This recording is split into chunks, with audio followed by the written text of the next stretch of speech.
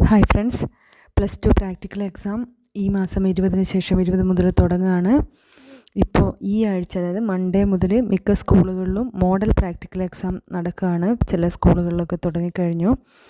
അപ്പോൾ എനിക്ക് നിങ്ങളോട് പറയാനുള്ളത്, അതായത് ലാബ് കയറിയിട്ട് മോഡലൊക്കെ ചെയ്ത് നോക്കുന്നുണ്ട്. ഒഫീഷ്യലി വീണ്ടും മോഡൽ എക്സാം ഈ ആഴ്ച 13 മുതൽ തുടങ്ങുന്നതാണ്.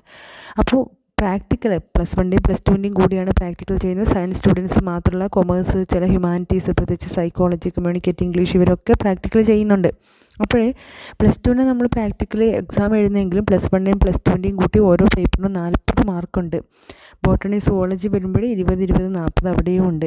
അപ്പോൾ നിങ്ങൾ ശ്രദ്ധിക്കേണ്ട ഒരു കാര്യം, +2-ൻ്റെ മാർക്സ് ഉയർത്താൻ, ഗ്രേഡ് ഉയർത്താൻ, പ്രത്യേകിച്ച് കീമൊക്കെ എഴുതുന്ന കുട്ടികൾക്ക്, എഞ്ചിനീയറിങ്ങിനൊക്കെ 50% മാർക്സാണ് ഫിസിക്സ്, കെമിസ്ട്രി, മാത്സ് എന്നുള്ള സെക്കൻഡ് ഇയറിൻ്റെ മാർക്സിന് 50% വെയിറ്റേജാണ് കിട്ടുന്നത്. അതുകൊണ്ട് തന്നെ നിങ്ങൾ ഈ +2-ൻ്റെ എല്ലാ പേപ്പേഴ്സിൻ്റെയും പ്രാക്ടിക്കൽ ഉള്ളവർ അത് ഫുൾ സ്കോർ ചെയ്യാൻ ഇപ്പോൾ തന്നെ ശ്രമിക്കുക. അത് കംപ്ലീറ്റ് ചെയ്ത് കഴിഞ്ഞാൽ നമുക്ക് തിയറി നോക്കാമല്ലോ. അപ്പോൾ അതിന് നമ്മൾ ചെയ്യേണ്ട കാര്യം എന്താണ്? ഒന്നാമത്, നിങ്ങൾ ഇത്രയും കാലമായിട്ട് ലാബിൽ കയറി നിങ്ങളുടെ ടീച്ചേഴ്സ് നിങ്ങളെ പറഞ്ഞു തന്നിരിക്കുന്ന, നിങ്ങൾ ചെയ്തിരിക്കുന്ന കാര്യങ്ങളൊക്കെ നിങ്ങൾക്ക് ഓർമ്മയുണ്ടാവുമല്ലോ.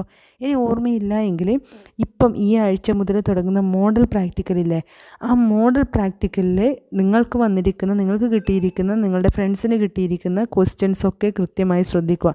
അത് ഈ മോഡൽ പ്രാക്ടിക്കലിനെ നിങ്ങൾക്ക് ലാബിൽ നിന്ന് കൃത്യമായി ചെയ്യാൻ പറ്റിയിട്ടില്ല എങ്കിലും ഫൈനൽ പ്രാക്ടിക്കൽ, അതായത് 20 മുതൽ തുടങ്ങുന്ന ഫൈനൽ പ്രാക്ടിക്കൽ എക്സാമിന് പോകുമ്പോൾ ഈ മോഡലിന് വന്നിരിക്കുന്ന മുഴുവൻ ക്വസ്റ്റ്യൻസിൻ്റെയും ആൻസേഴ്സ് നിങ്ങൾ ചെയ്ത് നോക്കിയിട്ട്, അതായത് നിങ്ങളുടെ ടീച്ചേഴ്സിനോട് ചോദിച്ചിട്ട് ഇപ്പം അറിയുന്നില്ല എങ്കിൽ അപ്പോഴേ ലാബിൽ കയറി ഒരു തവണ ചെയ്ത് നോക്കി.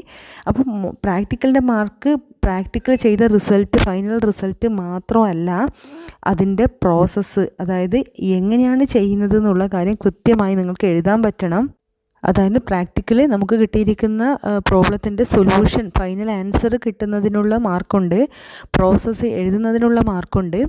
നിങ്ങളോട് വൈവ ചോദിക്കുന്ന ടീച്ചേഴ്സ് ഒരുപക്ഷെ നിങ്ങൾ പ്രാക്ടിക്കൽ ചെയ്യുന്നതിൻ്റെ ഇടയിലോ അല്ലെങ്കിൽ നിങ്ങൾ പ്രോസസ്സൊക്കെ എഴുതി സബ്മിറ്റ് ചെയ്ത് കഴിയുമ്പോഴോ നിങ്ങളോട് വൈവ ചോദിച്ചേക്കാം, അതിൻ്റെ ഇടയിൽ ചോദിച്ചേക്കാം, പ്രാക്ടിക്കൽ ചെയ്യുന്നതിന് മുന്നേ സ്റ്റാർട്ടിങ് ചോദിച്ചേക്കാം. അപ്പോൾ നിങ്ങളോട് ചോദിക്കുന്ന ചോദ്യത്തിന് നിങ്ങൾ റെസ്പോണ്ട് ചെയ്യുന്നതിന് മാർക്കുണ്ട്, നിങ്ങൾ ആൻസർ പറയുന്നതിന് മാർക്കുണ്ട്, നിങ്ങൾ പ്രോസസ്സ് എഴുതുന്നതിന് മാർക്കുണ്ട്, നിങ്ങൾ ഫൈനൽ റിസൾട്ട് കിട്ടുന്നതിന് മാർക്കുണ്ട്. അതിന് പുറമെ നിങ്ങൾ ലാബിലേക്ക് കയറുമ്പോൾ കംപ്ലീറ്റഡ് റെക്കോർഡുമായിട്ടാണ് കയറേണ്ടത്, റെക്കോർഡിന് മാർക്കുണ്ട്. ഇങ്ങനെ വ്യത്യസ്ത ക്രൈറ്റീരിയ വെച്ചുകൊണ്ട് ഡിവൈഡ് ചെയ്തിട്ടാണ് പ്രാക്ടിക്കലിൻ്റെ മാർക്ക് എല്ലാ സബ്ജക്റ്റിനും വരുന്നത്. പക്ഷേ ജസ്റ്റ് പ്രാക്ടിക്കൽ അറ്റൻഡ് ചെയ്താൽ തന്നെ പാസ്സാവുമെന്ന് അറിയാമെങ്കിലും ഈ മാർക്കൊക്കെ ഫുൾ സ്കോർ ചെയ്യാൻ വേണ്ടി നിങ്ങൾ ശ്രമിക്കണം, അതിനുള്ള എഫേർട്ട് ഇടണം. അതായത് പ്രാക്ടിക്കലിൻ്റെ മാർക്ക് നമ്മുടെ ഗ്രേഡ് ഉയർത്താനും എൻട്രൻസിനെ പരിഗണിക്കപ്പെടുമ്പോഴും, അതായത് കീമോ പോലുള്ള എഞ്ചിനീയറിങ്ങിന് അത് റാങ്ക് ലിസ്റ്റ് തയ്യാറാക്കുമ്പോൾ പരിഗണിക്കപ്പെടുകയും മാത്രമല്ല ഡിഗ്രി അഡ്മിഷനും ഒക്കെ യൂസ്ഫുള്ളാണ്. അതുകൊണ്ട് ഫുൾ മാർക്ക് സ്കോർ ചെയ്യണം. ഫുൾ മാർക്ക് സ്കോർ ചെയ്യാൻ വേണ്ടി ചെയ്യേണ്ടത്, കഴിഞ്ഞ വർഷങ്ങളിൽ പ്രാക്ടിക്കൽ ഫൈനൽ ചോദിച്ചിരിക്കുന്ന ഏരിയ, ഇപ്പം മോഡലിന് നിങ്ങൾ പഠിക്കുന്ന ഏരിയ, നിങ്ങളുടെ ടീച്ചേഴ്സ് വെരി വെരി ഇമ്പോർട്ടൻ്റ് എന്ന് പറയുന്ന ഏരിയ, നിങ്ങൾ ലാബിൽ കയറുക, ചെയ്ത് നോക്കുക, പ്രോസസ്സിങ് എഴുതി നോക്കുക, വൈവയ്ക്ക് ചോദിക്കാൻ സാധ്യതയുള്ളതിന് പ്രിപ്പയറായി ആൻസർ പറയാൻ തയ്യാറായിട്ട് പോവുക, പ്ലസൻ്റായി നിൽക്കുക, മാൽ പ്രാക്ടീസ് ചെയ്യാതിരിക്കുക, പ്രാക്ടിക്കലിന് വന്നിരിക്കുന്ന ടീച്ചേഴ്സിനെ ബുദ്ധിമുട്ടിക്കാതിരിക്കുക, അവരെ ഡിസ്റ്റർബ് ചെയ്യുകയോ അല്ലെങ്കിൽ അവരെ ഇൻസൾട്ട് ചെയ്യാതിരിക്കുകയും ചെയ്യുക. റെസ്പെക്റ്റോടെ അറിയുന്ന കാര്യങ്ങൾ കൃത്യമായി ചെയ്യാൻ ശ്രദ്ധിക്കുക.